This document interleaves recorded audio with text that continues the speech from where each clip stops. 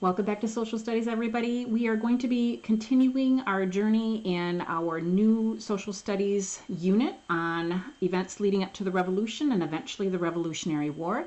Today we are opening up to Lesson 2, talking about the French and Indian War and how that affected colonial feelings toward England. So page 152 is where I would like you to turn, grab your book, and I will meet you on page 152. Everybody should be on page 152, French and Indian War. There is a little focus question down here. I'd like you to keep that in mind as we begin reading. So how did the French and Indian War change the colonies? I do have that little timeline that I showed you the last time. And keep in mind that in the history of North America, indigenous people were here first, then explorers came, then the colonies came, and now we are talking about the time period. The revolution has not yet happened. We're talking about the mid-1700s and the effects of that French and Indian War on how the colonies' attitudes changed after that French and Indian War. The revolution does not begin until 1775, and here's us way, way, way ahead in 2021. We are not even a country. We are a colony at this point belonging to England. All right, our target for today, I can gain information about events leading up to the Revolutionary War, and I can also summarize the actions of key people that are going to influence the time period that they are living in, specifically related to events leading to the Revolution. I also showed you that a war, specifically the Revolution, is not going to happen overnight. Typically something happens, and if it's not resolved, the emotions are going to grow stronger. And if that's not resolved, then the emotions are going to grow even more stronger. And eventually, if things don't get resolved, an all-out war is going to break out. And that is what is going to happen between the colonists as related to their governing rule in England as a colony. So this is where we are in events leading up to the Revolution, and we're talking about the years 1754 to 1763. All right, war in North America. In 1707, the Queen of England united England and Scotland and named the new country Great Britain. Its people were now known as British. British settlers fought the French over land in North America. I'm just going to remind you that this is a map of territories that were claimed by different countries. Remember that France has about 85,000 people living in this part of claimed land. The English colonies have claimed this land along the eastern shoreline. And then Spain has also got some land claimed in Florida as well as parts of the Southwest. France has 85,000 people. The colonies have about 2 million.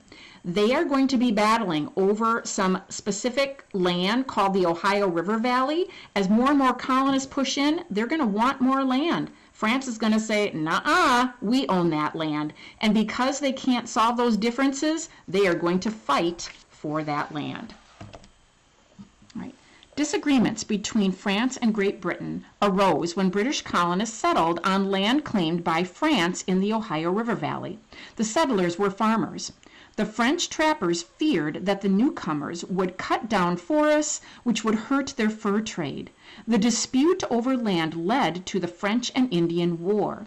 In this war, the French and their Native American allies, the Wyandot, fought the British. So in the French and Indian War, we have two sides.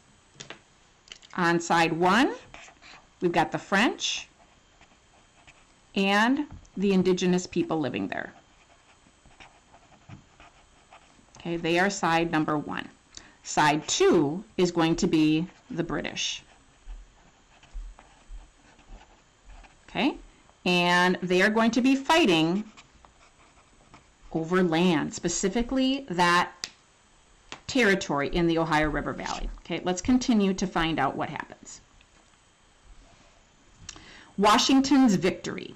In 1754, the Lieutenant Governor of Virginia sent a young officer, George Washington, to Fort Duquesne, located in present-day Pittsburgh, Pennsylvania. Washington's men defeated a force of French soldiers near the fort. It was the first battle of the French and Indian War, but Washington did not capture the fort. So I want you to keep in mind that George Washington initially was a British soldier. Eventually, he's going to not be a British soldier. He's going to be the leader fighting against the British. Okay, loss for Great Britain. In 1755, British General Edward Braddock led British troops against Fort Duquesne. Washington was one of his officers. This time, the British were defeated. Nearly 500 British troops were killed or wounded by the French and the Wendat. Braddock was killed. Washington is going to write in the letter, I luckily escaped, though I had 4 bullets through my coat and 2 horses shot out under me. The turning point. News of the French victory caused panic among the British colonists. They asked British leader William Pitt to spend more money in the war. In November 1758, with Pitt's support, the British captured Fort Duquesne. They renamed it Fort Pitt. What city still bears this name? So think of Pitt and put a burg at the end of it. So we've got Pittsburgh would still be that place where that battle happened. Okay, so now let's look at what's going on. Okay, so I want you to look at this map. This is after the French and Indian War. All right, so before the French and Indian War, we have, I'm going to go back to this map right here. We have France having all of this land in kind of the middle portion of North America, and this is what England or the British own. Now let's look after the war. Okay, the red means British lands. So you can see that all of that yellow territory once owned by the French now belongs to the British. And then this other part is going to belong to Spain. So that should tell you the outcome of the war. France obviously is not going to win. Britain or England is going to win the French and Indian War. Okay, the war ends.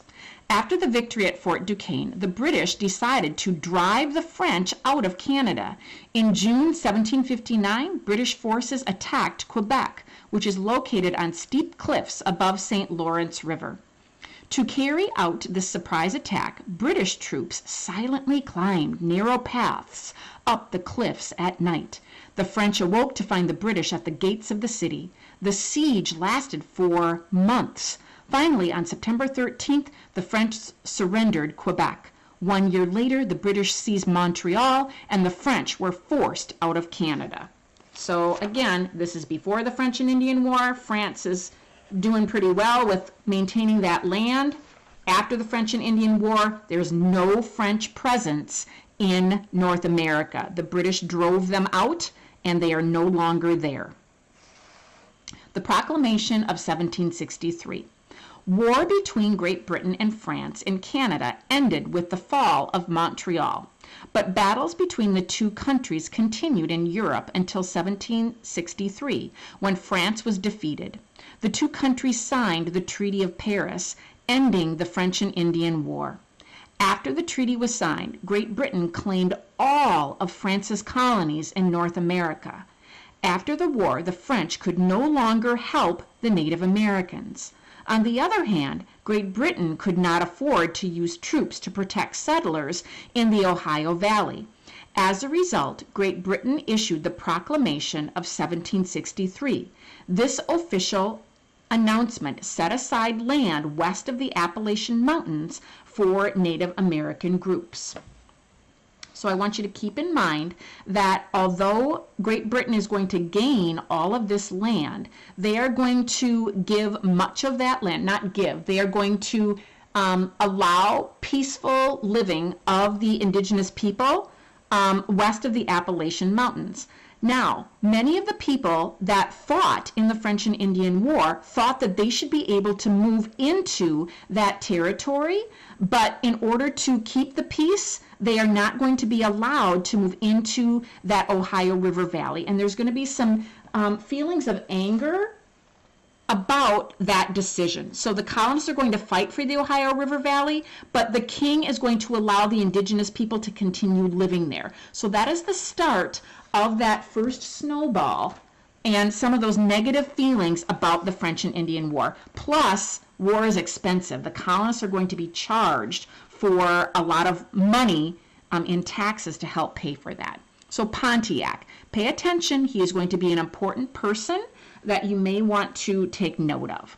Pontiac. Although the British claimed former French lands, they did not have firm control of them. In 1763, Ottawa Chief Pontiac united Native Americans in the Ohio River Valley to drive out the British. He called the British those who will do you nothing but harm. Pontiac's fighters captured and burned several British settlements in the area, but were defeated by the British Army in 1763. Okay, results of the war. The British victory in the French and Indian War united the colonists.